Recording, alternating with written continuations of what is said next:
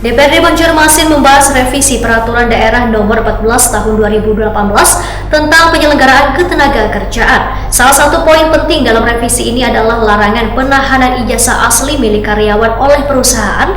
Salah satu alasan kuat adanya revisi ini adalah kasus viral beberapa waktu lalu di media sosial yang menimpa seorang karyawan mengaku ijazah aslinya ditahan oleh pihak perusahaan.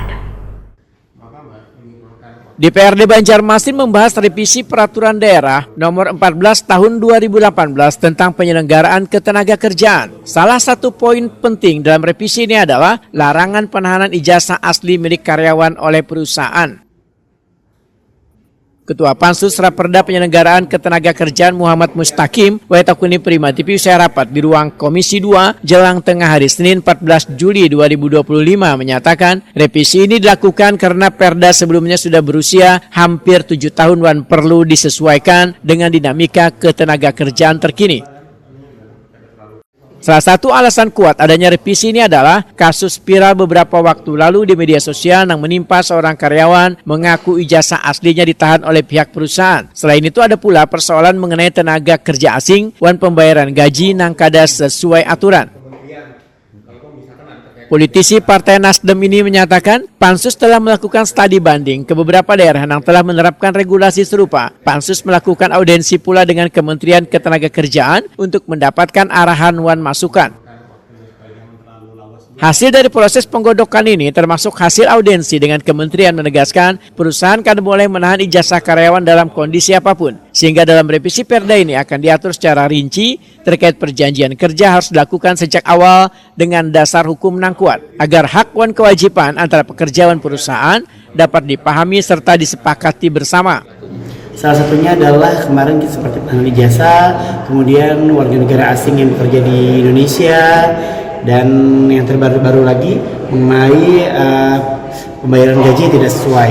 Nah, bagaimana itu hasilnya dari pansus tadi itu dengan 3 poin itu tadi? Nah, untuk pansus ini masih kita godok ya, belum finalisasi. Jadi kalau untuk studi banding sudah kita kerjakan, melihat bagaimana perda-perda di kota-kota lain dan juga kita sudah sampai ke kementerian.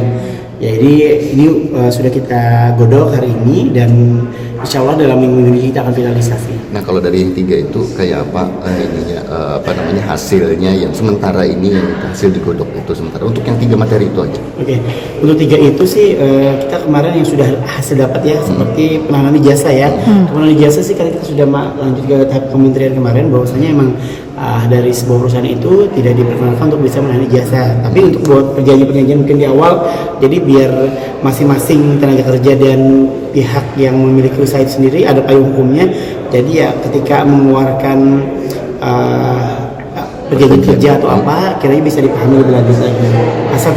Asal lebih banyak dipahami dari masing-masing, dari owner dan juga si pekerja. Jadi intinya tidak ditahan. Tidak ditahan. Tidak bertahan. Kepala Dinas Koperasi UMKM dan Tenaga Kerja Banjarmasin Isa Ansari menyatakan penyusunan Raperda ini akan menyesuaikan dengan sejumlah regulasi terbaru di tingkat nasional. Kali ini membahas struktur Raperda termasuk penyusunan dan pergeseran beberapa pasal. Salah satu poinnya, pemerintah kota akan memfasilitasi perusahaan yang belum memiliki kantor cabang di Banjarmasin. Jadi dengan adanya perda ini kita menyesuaikan dengan beberapa regulasi yang sudah keluar. Apa hasil hari ini? Untuk hari ini kita membahas struktur perda tersebut. Jadi beberapa pasal mungkin ada yang dirubah dari pasal 5 menjadi pasal 6, kemudian pasal 8 misalnya akan menjadi pasal 3, itu yang kita sesuaikan dengan peraturan yang ada.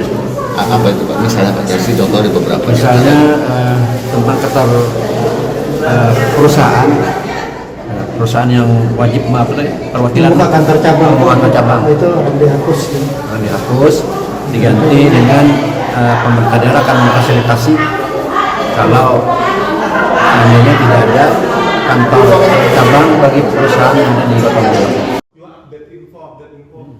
Rapat pembahasan Raperda di ruang Komisi 2 DPRD Banjarmasin ini turut dihadiri perwakilan dari bagian hukum Sekretariat Daerah Banjarmasin.